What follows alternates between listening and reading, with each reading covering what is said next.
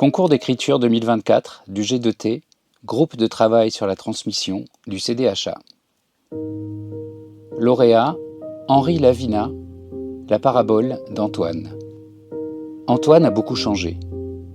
Immobile sur un transat face à la Méditerranée, c'est tout juste s'il m'accorde un regard quand, sur son balcon dominant la baie de Saint-Raphaël, je lui apporte un chapeau pour le protéger du soleil.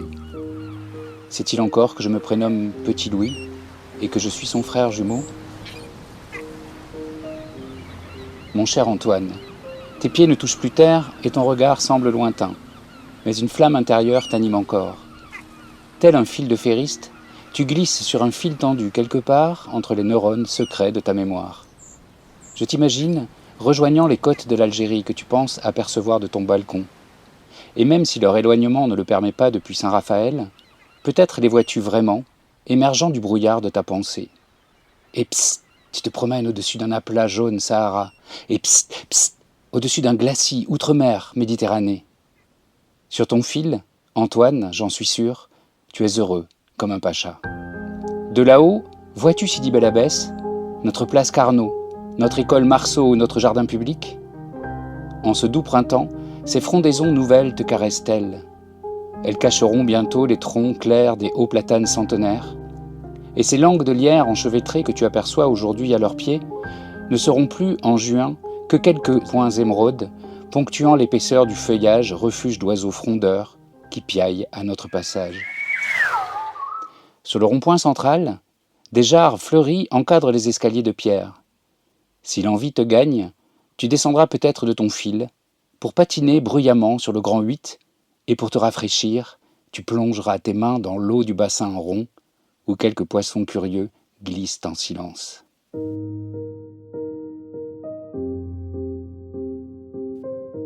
T'élevant à nouveau, porté par l'indicible désir de ton cerveau blessé, tu croises une cigogne. A-t-elle quitté le clocher de l'église ou les cheminées du collège? Elle t'invite à rejoindre les âmes des héros mexicains qui planent au-dessus de la voie sacrée. La Légion étrangère fête Cameron. Dans la troupe qui défile, tu reconnais les sapeurs au jaune de leur tablier. Tu t'amuses peut-être du bâton du tambour-major tournoyant dans les airs près de toi. Et si tu ne le saisis pas au vol, c'est par respect pour ce légionnaire que tu connais bien, puisqu'il t'enseigne le solfège au conservatoire. Dans un ordre millimétré, les soldats en tenue d'apparat sortent lentement de la caserne du quartier Vienno. Piétinant le sol, comme un seul homme, ils tournent vers l'avenue. Une fourmilière enthousiaste les attend dans la ville pavoisée. Au-dessus des palmiers qui ombrent la façade du théâtre municipal, tu écoutes la musique légionnaire qui se rapproche. Comment ne pas admirer et s'abandonner à ces visages graves et protecteurs, aux musiciens balançant leurs tambours au rythme de leurs pas, aux sonorités éclatantes des trompettes et aux accents graves de l'hélicon final.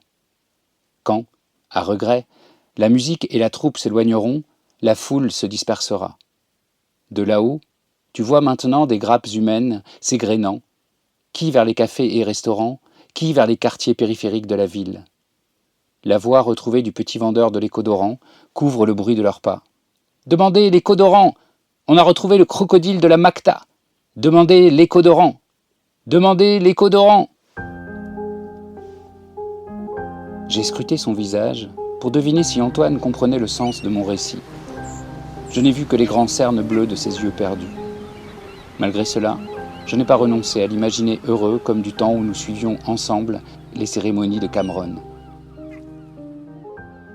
Des parfums anisés montent du Café de France. Dans la pénombre de l'arrière-salle, un imposant jukebox joue « Toi, ma petite folie ». En face du théâtre, des petits cireurs rythment une marche légionnaire de leur brosse à chaussures. Ils tiennent en bandoulière une boîte en bois qui leur sert de tambour et de siège. Au centre de la place, sur le kiosque à musique, des enfants chahutent. Ils courent, sautent et se poursuivent. Sont-ils les héros d'un western ou d'un film de KPDP? Te souviens-tu, Antoine, de nos jeux et de nos camarades? Sur ton fil, accompagnes-tu du regard leurs cheveux bruns se pressant pour leur film dominical?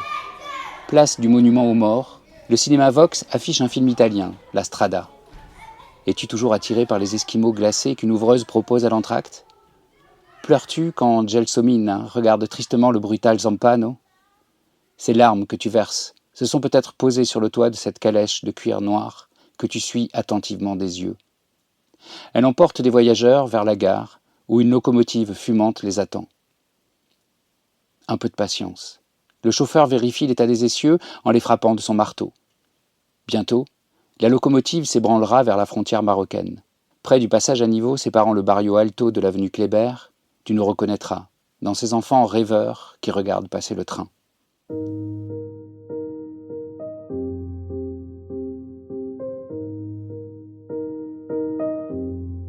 Sur la plage du Veilla, au pied de ton balcon raphaélois, entends-tu ces enfants joyeux ?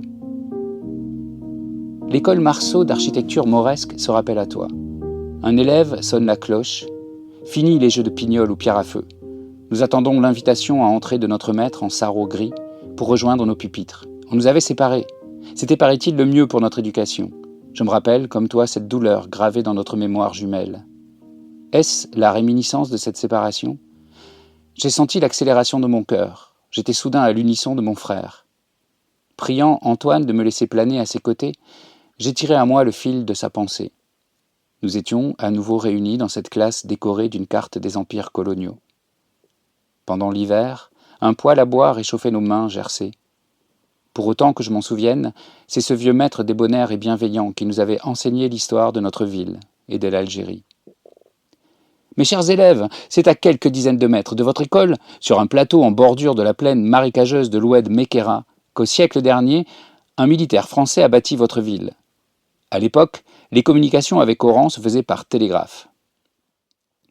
L'instituteur avait dessiné au tableau une sorte de pantin articulé que nous reproduisions avec application. Et même si, à nos yeux, cette installation étrange ne valait pas les boîtes de conserve reliées par une ficelle tendue dont nous nous servions pour imiter le téléphone, nous aimions l'enseignement de ce maître, un peu différent des autres. La semaine suivante, il nous avait conduits sur la colline au-dessus de la gare pour nous montrer les vestiges de l'ancien télégraphe. Nous apercevions d'un côté la vaste plaine de la Mekera, et à l'opposé, la montagne du Tessala où jadis les Romains bâtirent un fort. Il avait ajouté qu'Abdelkader et sa Smala y séjournèrent avant l'arrivée des Français. Les enfants, avait conclu le maître, ces paysages aujourd'hui si paisibles ont connu au cours des siècles bien des vicissitudes. Si vous quittez un jour l'Algérie, je suis sûr qu'un jour vous y repenserez avec nostalgie. Il avait cité une phrase qu'un ami avait écrite après la guerre en visitant les ruines romaines de Tipaza. Il avait prononcé lentement ces mots dont le sens exact nous interrogeait. Je retrouvais ici l'ancienne beauté, un ciel jeune, et je mesurais ma chance, comprenant enfin que dans les pires années de notre folie, le souvenir de ce ciel ne m'avait jamais quitté. Au retour, nous étions redescendus par le cimetière musulman pour voir la Kouba où est enterré le marabout, saint personnage qui a donné son nom à notre ville. Arrivé en classe, il nous avait demandé d'illustrer cette leçon d'histoire par le dessin du monument et il nous avait raconté la légende de Sidi Bel Abbès. J'ai senti qu'Antoine en avait besoin. En souvenir de notre heureuse insouciance et de notre instituteur, j'ai raconté à ma façon Sidi Bel Abbès, ce fils d'un savant de la médersa de Tlemcen qui se transforma en colombe pour échapper à la folie meurtrière des hommes. Sur le balcon de Saint-Raphaël, les derniers rayons de soleil illuminent le visage d'Antoine. À contre-jour, sur la droite, une cascade de géraniums cache le massif des morts. Au loin, le rocher du lion de mer se colore. Le ciel est merveilleusement pur, on devine le feu d'une balise sur le cap de Saint-Tropez. Le jour décline rapidement. J'ai ôté le chapeau d'Antoine. Son visage paraît plus mobile. À quoi pense-t-il ? J'ai l'impression qu'il attendait cette heure avec impatience. Il a ouvert grand les yeux, m'a regardé intensément. Est-ce notre rendez-vous silencieux dans les méandres de nos souvenirs, la beauté du crépuscule ou la citation de Camus qui l'avait éveillé ? Antoine a esquissé un sourire. J'étais heureux. J'ai pensé à cette phrase entendue. Les mots qu'on ne dit pas sont les fleurs du silence. Au pied des grands platanes, sur les terrasses de café, les orchestres se mettent en place. On entend les plaintes des haut-parleurs que l'on teste. La rumeur des badauds monte jusqu'à nous. Tout à l'heure, il faudra rentrer à cause du bruit. Le soleil se couche sur Sidi Bel Abbès. Les derniers rayons de soleil illuminent le minaret de la mosquée. De la petite porte qui s'ouvre sur l'étroite corniche sommitale apparaît un familier des crépuscules belabésiens. Le muezzin appelle les musulmans à la prière. Sa litanie s'évanouit dans l'immensité du ciel merveilleusement pur. Des bouquets de palmiers rythment l'horizon. Sur le zigzag des toitures, on devine le triangle du clocher de l'église Saint-Vincent. Au-dessus de la Mékéra, des hirondelles dessinent de larges et rapides volutes. Elles nous frôlent, nous saluons de leurs longs cris aigus. Une à une, les lumières de la ville se sont allumées, auréolant d'un halo doré la profondeur de la nuit où les hauts silos des docks dressent leurs silhouettes. Des pipistrelles zèbrent l'espace de leur vol rapide et saccadé. Au loin, un croissant de lune sculpte la montagne du Tessala. Dans le vallon, on entend l'imperceptible murmure de l'oued Mékéra qui coule vers les marais de la Macta et la Méditerranée. Nous nous sommes assis sur notre fil, souriant d'un air complice. Au plus secret de notre fratrie, Antoine et moi avons ressenti les regrets de l'adieu. Est-ce pour cela que de notre fil, nous avons plongé ensemble dans les flocons d'un nuage qui nous a entraînés encore plus loin, dans les circonvolutions insoupçonnées de nos souvenirs? Lieux singuliers de notre jeunesse, Sidi Bel Abbès, Mostaganem, Damesme, le Cap Carbon et la baie d'Oran, nous ne vous avons pas oubliés. Nous vous aimons toujours. Sur la montagne de Santa Cruz, où la Vierge miséricordieuse nous protège, nous dominons maintenant le port d'Oran. Au large, la Méditerranée outre-mer moutonne. De minuscules virgules blanches dansent et s'effacent. La rumeur de la ville nous parvient faiblement. Un paquebot s'éloigne du quai.